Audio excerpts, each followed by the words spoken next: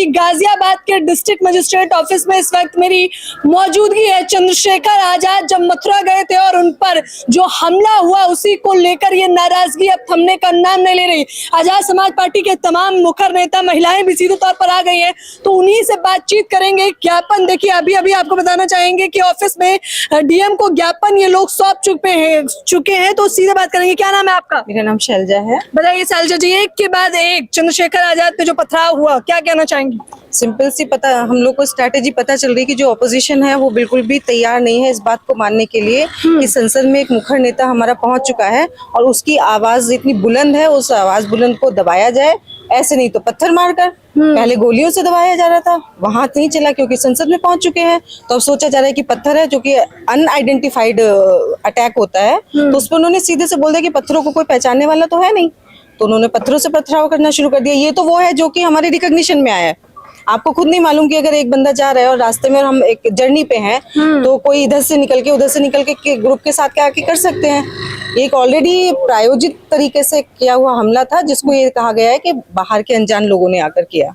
आप कह रहे हैं सोची समझी साजिश के तहत किया गया? Of course. उसकी वजह क्यों, चंद्रशेखर को टारगेट क्यों करा जाएगा? आपको शायद समझ में नहीं आ रही है बात जो मैं कह रही हूँ कि एक ऐसा नेता संसद में पहुंच चुका है जो अपनी बात को बहुत मुखर तरीके से रखता है। इससे पहले नेता नहीं है सदन में? नेता है, बिल्कुल है, लेकिन कितने लोग हैं जो इतनी मुखरता से रखते हैं अपनी बातों को? कौन है जो समाज की बात को कहता है? कौन है जो अत्याचार की बातों को कहता है? कौन है जो सरकार की कमियों को उठा के संसद में सामने पेश करता है? वो एक नेता ऐसा है जो अपनी बात के साथ साथ समाज के उन तबकों को भी लेके आता है प्लेटफॉर्म पे जो आज तक अनरिकॉग्नाइज्ड रहे हैं। तो जो पहचान वो देने की कोशिश कर रहे हैं, उस पहचान से तकलीफ तो होगी जो मौजूदा गवर्नमेंट है उसको। बताइए, कह रहे हैं सरकार को तकलीफ हो रही है।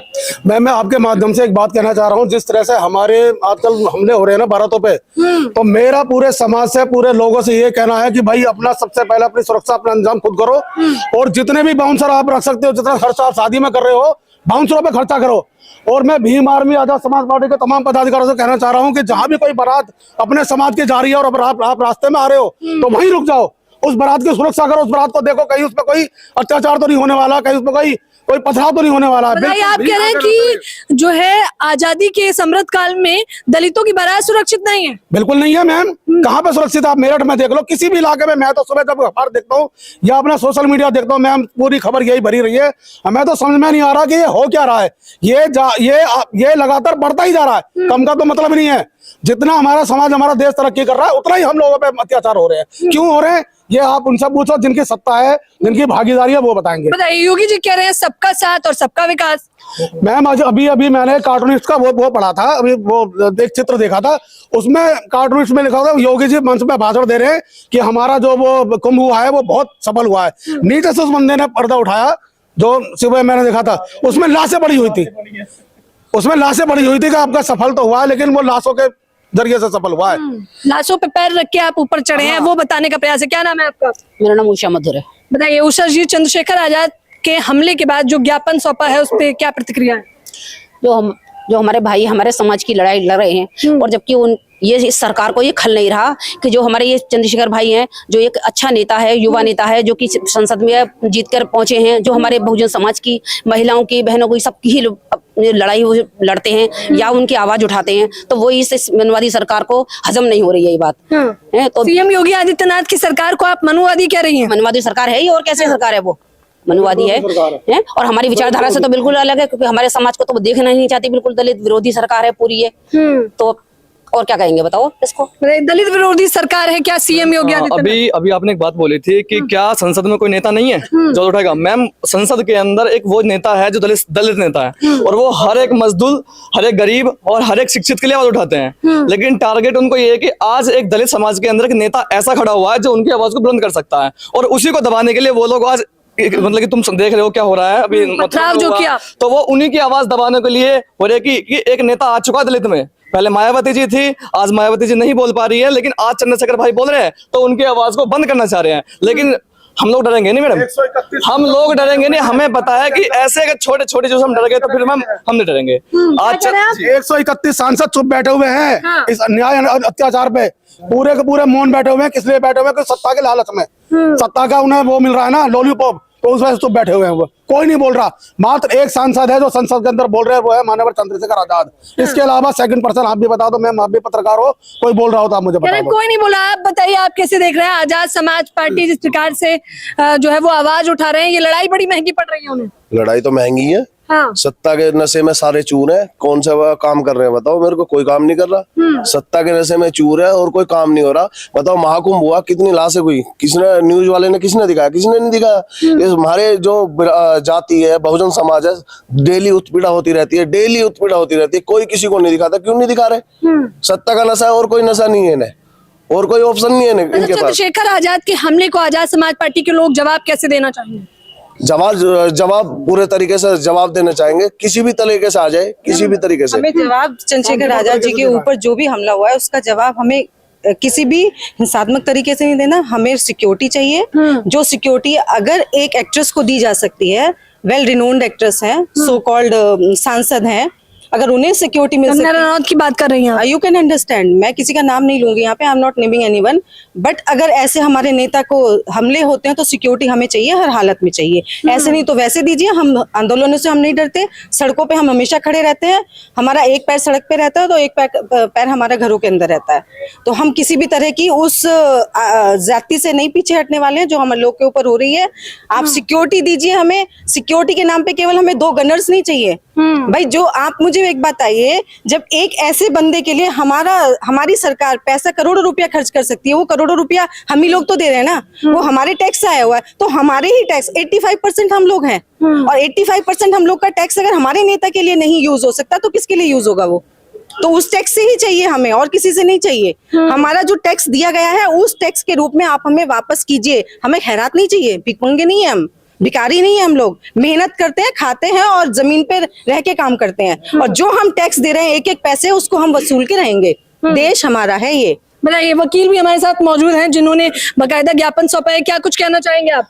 देखो, जो आज जो ज्ञापन दिया है हमने भाई चंद्रशेखर आजाद जी के ऊपर, जो 28 तारीख को मथुरा के अंदर प्रशासन की निगरानी में उनकी आंखों के सामने जो ये घटना घटित हुई है, जो हमला हुआ है, ये साफ तौर पे ये साबित करता है कि उत्तर प्रदेश के अंदर जो भारतीय जनता पार्टी की सरकार है ये उसका बिल्कुल फेलियर है।